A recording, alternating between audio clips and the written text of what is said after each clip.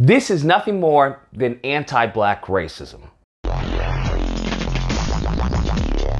Oh my goodness. So if you haven't heard, the mayor of Rhode Island, Providence, has created a reparations program, okay, to target the wealth gap between blacks and whites. He talks about the issue due to slavery and what happened to black people in this country, and this to repair that.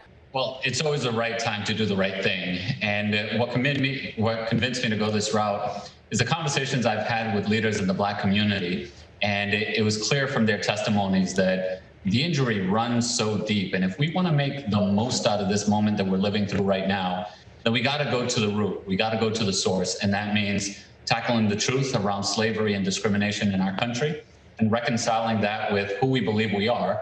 That's what he was talking about. And I'm like, okay, that sounds great. That sounds awesome. On these, smaller levels and then lead up to, bigger level. Okay, micro, then to the macro.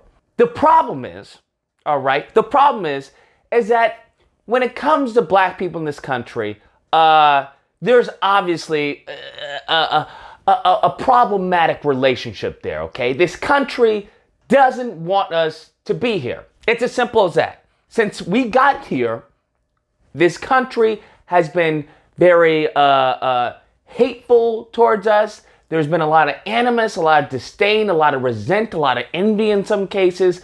That is our relationship, or Black Americans' relationship, with this country. So sure enough, if you understand that simple concept when it comes to America and black people, well then you start to do a little digging when it comes to this reparations bill by Jorge Elorza. As I started doing some digging, well, guess what? This reparations program, he promoted it as for black people. The faces behind this thing is for black people, okay? When he's signing it, black people behind him. Providence Mayor Jorge Elorza signs the city's $10 million reparations budget into law. The goal? To close this wealth gap that is separating people one from another because of the inequity in the systems around us. Turns out that, guess what? Not in addition to black people, well, also Native Americans. That's what this reparation bill is for. Oh, and it gets better. It also includes white people, because you want to know why? It's race neutral. That's correct.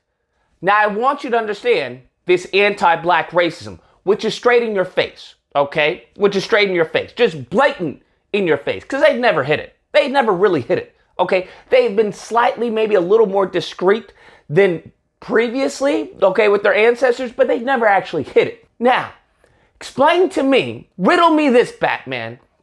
How can a reparations bill targeted, as you suggest, to eliminate or at least attack the wealth gap between blacks and whites due to slavery in this country, how does that then apply to Native Americans and poor white people?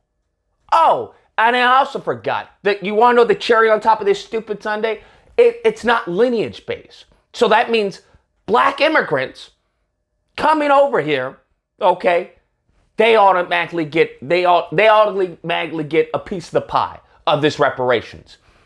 I'm telling you, this is the most anti-black thing that I've seen in I would say this week. I can't even say this time. In this week, this is one of the most anti-black things that I've come across. And the problem is every single black person behind this fool who's applauding this, talking about, yay, this is great. Yeah, this is awesome. This is a step at closing the wealth gap. And the thing is, it's not going to happen, okay? When it comes to reparations, especially some bull crap like this, there should be outrage. There should be outrage. But unfortunately, we have these boomer generation that's just happy with anything. That's just happy with anything. They should see this as disrespect. This is an affront to our ancestors for them to label this as reparations and then put black people, black faces as the cover, as the poster child of this, knowing damn well Black people have nothing to do with this. And this is not going to do anything for black people. This is not going to do a darn thing.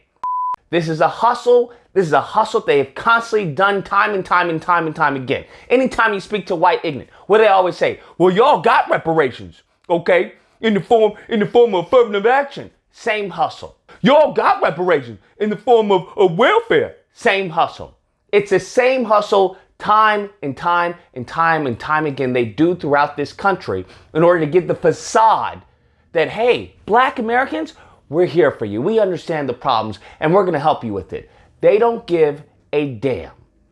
It's as simple as that. And until you realize this, well, you're still going to keep falling for this hustle. I genuinely believe that we need a Thanos snap.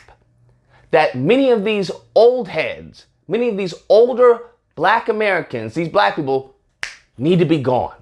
It's as simple as that. It's as simple as that because they're brainwashed. Okay? And it's no fault of their own. That's how brainwashing works, but they're brainwashed. And for those who are up and coming, they're going to make it a million times harder to actually get any real substantial change because they're so complacent. They're so used to anything. They've been done wrong their whole life, 99.9% of their life, that if the 1%, even though it may not be exclusive and solely helping them, a little help is like, well, that's good enough for me. I'm sorry, it's not good enough for me. This is bullcrap.